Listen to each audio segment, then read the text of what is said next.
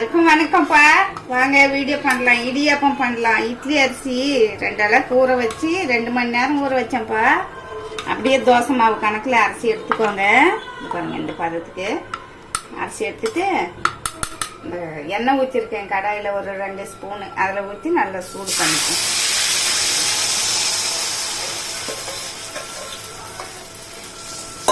ஸ்லோவாக வச்சுக்கோங்கப்பா. தீ குறைச்சி வச்சுக்கோங்க. கூட வச்சுக்கிட்டிங்கன்னா அடி பிடிச்சிடும். உப்பு போட்டு அரைச்சிக்கோங்க. இட்லி அரிசிப்பா, இட்லி ஊற வைப்பாங்க அந்த மாதிரி நல்லா ஊற வச்சுக்கோங்க.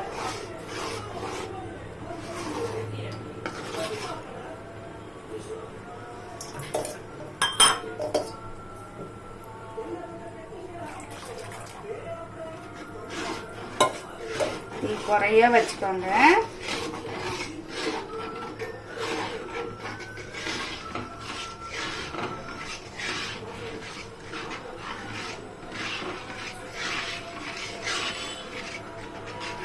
ஒரு 5 நிமிஷத்துல பொதிச்சிடும்.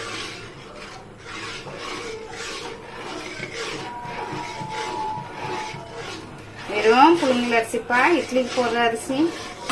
ஒரு 4 மணி நேரம் ஊற வச்சுக்கோங்க. நல்லா மிக்சியில் போட்டுக்கோங்க, இல்லை கிரைண்டரில் போட்டுக்கோங்க.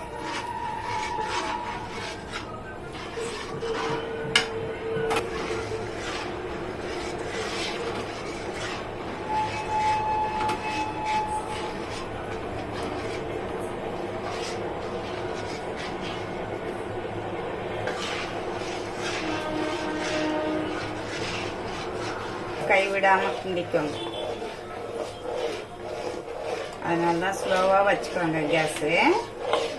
அப்போ தான் கரெக்டாக வரும். ஒரு 10 நிமிஷத்தில் பொரிச்சிடலாம். கட்டி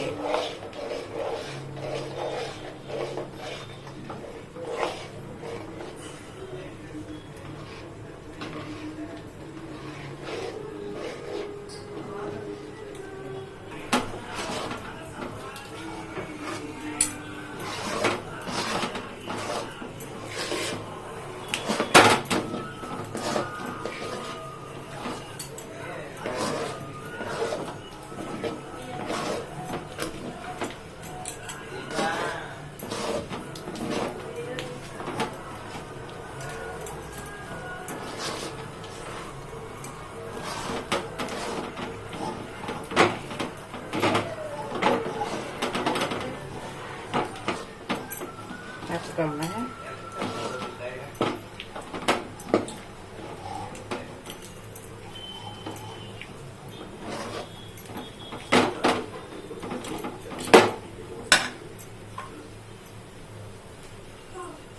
புளிஞ்சு காட்டுறேன் பாருங்க.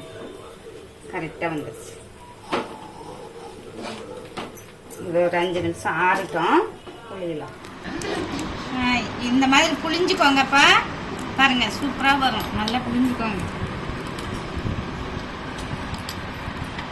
புளிஞ்சு இட்லி பானையில வச்சு வேக வச்சுக்கலாமா.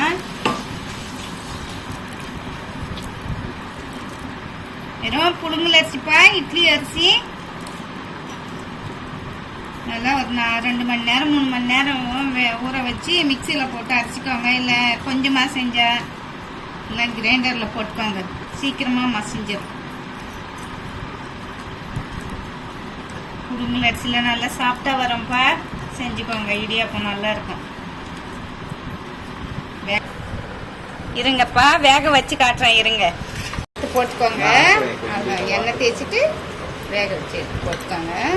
உங்களுக்கு வேணா மொத்தமாகவும் புளிஞ்சிக்கலாம். அப்படியே இட்லி தட்டிலையும் புளிஞ்சிக்கலாம். வேற தட்டில் வேணா கூட புளிஞ்சுக்கோங்க. சூப்பராக வரப்பா. செஞ்சுக்கோங்க இந்த மாதிரி.